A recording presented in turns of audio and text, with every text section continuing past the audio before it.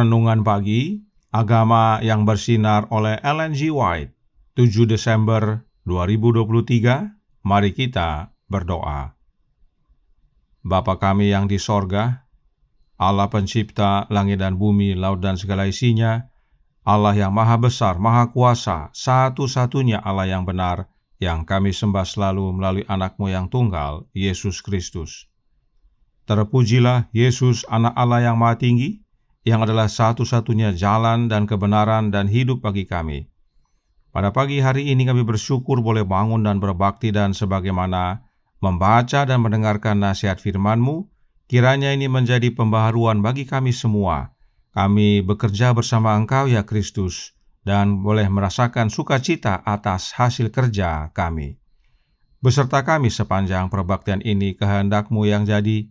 Ampun kami akan dosa dan salah, karena kami berdoa hanya dalam nama anak Allah yang tunggal, Yesus Kristus, yang adalah Tuhan dan Juru Selamat kami. Amin. Renungan hari ini akan dibacakan oleh Saudara Wilson Mamentu. Kepada Saudara Wilson, kami persilahkan. Selamat pagi, saudaraku yang kekasih dalam Tuhan kita Yesus Kristus. Renungan pagi Agama yang Bersinar oleh Ellen G. White pada hari ini 7 Desember 2023 dengan judul Mahkota Sukacita atas Hasil Kerjaku. Ayat tema terdapat dalam 1 Tesalonika 2 ayat 19 dan 20 yang berkata, sebab siapakah pengharapan kami atau sukacita kami atau mahkota kemegahan kami di hadapan Yesus Tuhan kita pada waktu kedatangannya kalau bukan kamu? Sungguh kamulah kemuliaan kami dan sukacita kami. Ada sukacita di masa depan yang Paulus nantikan sebagai imbalan atas kerja kerasnya. Kegembiraan yang sama yang olehnya Kristus menanggung salib dan mengabaikan rasa malu. Kegembiraan melihat hasil pekerjaannya. Apakah pengharapan atau sukacita atau mahkota kegembiraan kita? Dia menulis kepada orang-orang Tesalonika yang bertobat di hadapan Yesus Tuhan kita pada waktu kedatangannya. Kalau bukan kamu, kamulah kemuliaan kami dan sukacita kami. Siapakah dapat mengukur hasil pekerjaan hidup Paulus kepada dunia? Dari semua pengaruh baik yang meringankan penderitaan, yang menghibur kesedihan, yang mengekang kejahatan, yang mengangkat kehidupan dari sifat egois dan sensual dan menggabungkannya dengan harapan kegagalan. Berapa banyak yang merupakan hasil dari kerja keras Paulus dan rekan-rekan sekerjanya, sebab dengan Injil Anak Allah mereka melakukan perjalanan tanpa diketahui dari Asia ke pantai Eropa. Apa gunanya menjadi alat Allah dalam menggerakkan pengaruh berkat seperti itu bagi kehidupan kita? Apa gunanya menyaksikan hasil pekerjaan seumur hidup dalam kegagalan? Dikutip dari Education halaman 70. Terima kasih. Terima kasih atas penata layanan Saudara Wilson. Tuhan Yesus memberkati. Selamat pagi saudaraku dalam Tuhan. Renungan hari ini berjudul Mahkota Sukacita atas Hasil Kerjaku. Apakah itu hasil kerja kita? Benar bahwa kita bekerja keras bagi Allah.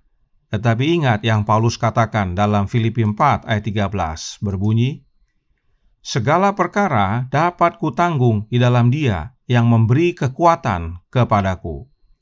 Dan sebagai contoh adalah Musa.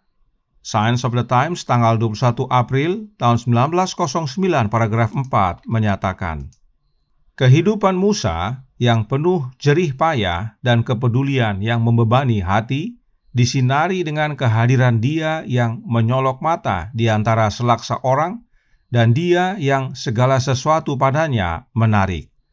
Dengan Kristus mengembara di padang gurun, dengan Kristus di gunung pemuliaan, dengan Kristus di istana sorgawi, kehidupannya di bumi adalah berkat dan diberkati, dan di sorga dihormati. Dalam memimpin bangsa Israel yang besar, Musa tidak sendirian. Kristus bersama Musa dalam pengembaraannya bersama Israel. Demikian juga dengan Paulus. Education halaman 69 paragraf 3 berkata, Paulus juga dalam berbagai pekerjaannya dikuatkan oleh kuasa kehadirannya yang menopang. Segala perkara dapat kutanggung, katanya, melalui Kristus yang memberi kekuatan kepadaku. Siapakah yang akan memisahkan kita dari kasih Kristus? Penindasan atau kesesakan, atau penganiayaan, atau kelaparan atau ketelanjangan, atau bahaya, atau pedang? Tetapi dalam semuanya itu kita lebih daripada orang-orang yang menang oleh Dia yang telah mengasihi kita. Dan pekerjaan yang Paulus maksudkan adalah pekerjaan menjangkau jiwa-jiwa demi keselamatan mereka. Itu sebabnya ayat inti renungan hari ini berkata, sebab siapakah pengharapan kami atau sukacita kami atau mahkota kemegahan kami di hadapan Yesus Tuhan kita pada waktu kedatangannya, kalau bukan kamu? Sungguh, kamulah kemuliaan kami dan sukacita kami. 1 Tesalonika 2 ayat 19 dan 20. Melihat jiwa-jiwa yang bertobat di dunia ini saja, kita sudah berbahagia. Terlebih lagi saat bertemu dengan mereka di sorga nanti. Karenanya Roh Nubuat berkata dalam Science of the Times tanggal 21 April tahun 1909 paragraf 1 berbunyi, dalam kehidupan kita di dunia ini, meskipun dosa dibatasi, kegembiraan terbesar dan pendidikan tertinggi ada dalam melayani. Dan di masa depan, tanpa terkekang oleh keterbatasan umat manusia yang berdosa, adalah dalam melayani kita akan menemukan kegembiraan terbesar dan pendidikan tertinggi dengan menyaksikan, dan saat kita menyaksikan pembelajaran baru, betapa kaya dan mulianya rahasia itu, yaitu Kristus di dalam kamu yang adalah pengharapan akan kemuliaan. Meskipun penuh tantangan dan kerja keras, namun sukacita terbesar dalam hidup adalah dalam melayani, khususnya melayani sesama demi keselamatan mereka, yaitu dengan memberi kesaksian tentang rahasia yang mulia itu. Rahasia apakah itu? Rahasia tentang Kristus di dalam kita. Mengapa Kristus di dalam kita harus disaksikan kepada banyak orang? Sebab itulah pengharapan akan kemuliaan atau keselamatan. Dan dasar dari semuanya adalah kasih. Roh Nubuat melanjutkan, masih dalam artikel yang sama, Science of the Times tanggal 21 April tahun 1909 paragraf 2 berkata, "Kasih, dasar penciptaan dan penebusan, adalah dasar pendidikan sejati. Hal ini terangkum dalam hukum yang diberikan Allah sebagai pedoman hidup. Perintah yang pertama dan terutama adalah, kasihilah Tuhan Allahmu dengan segenap hatimu, dan dengan segenap jiwamu, dan dengan segenap kekuatanmu, dan dengan segenap akal budimu. Mengasihi Dia yang Maha Esa, yang Maha Tahu, dan dengan segenap kekuatan, pikiran, dan hati, berarti perkembangan tertinggi dari segala daya. Ini berarti bahwa dalam keseluruhan keberadaan, tubuh, pikiran, dan juga jiwa, gambar Allah harus dipulihkan. Dan untuk itu, kita tidak bisa melakukannya sendiri.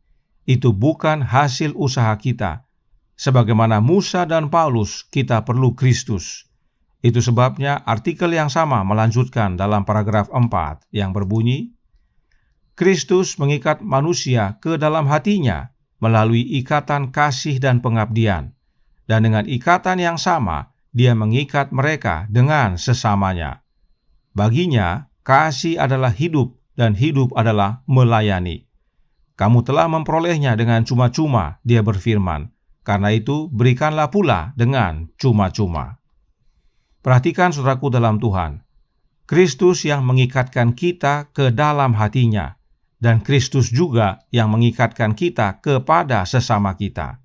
Kristuslah kekuatan kita untuk bekerja melayani sesama, agar mereka memiliki Kristus di dalam mereka yang adalah pengharapan kemuliaan. Dan bila kita bekerja bersama Kristus, maka hasil kerja kita tidak sia-sia, dan mahkota sukacita menanti kita. Kiranya pekabaran ini menjadi pembaharuan dan sukacita bagi kita semua. Kita giat bekerja bagi Yesus bersama Dia, dengan tinggal dalam Kristus dan Kristus di dalam kita. Tuhan memberkati, saya bawa dalam nama Yesus. Amin. Mari kita berdoa. Bapa kami yang di sorga, Allah pencipta langit dan bumi, laut dan segala isinya, Allah yang maha besar, maha kuasa, sumber segalanya, yang kami sembah selalu melalui anak-Mu yang tunggal, Yesus Kristus. Terima kasih atas kebenaran yang menguatkan pada pagi hari ini, bahwa kalaupun kami bekerja keras di ladang-Mu ya Tuhan, tetapi itu bukan hasil kuat diri kami sendiri, tetapi karena Kristus yang menjadi kekuatan kami. Segala perkara dapat kutanggung dalam Dia yang memberi kami kekuatan. Karenanya tolong kami ya Bapa, curahkan roh anak-Mu dalam hati ini, tinggallah dalam kami ya Yesus, dan oleh kehadiran Roh-Mu lah kami dapat tinggal dalam Engkau, dan Engkau dalam kami. Dan itulah yang memampukan kami untuk bekerja dan berbuah, sebab di luar Engkau ya Yesus kami tidak dapat berbuat apa-apa. Beserta kami sepanjang hari ini kehendak-Mu yang jadi. Ampun kami akan dosa dan salah, karena kami berdoa hanya dalam nama Anak Allah yang tunggal, Yesus Kristus, yang adalah Tuhan dan Juru Selamat kami. Amin.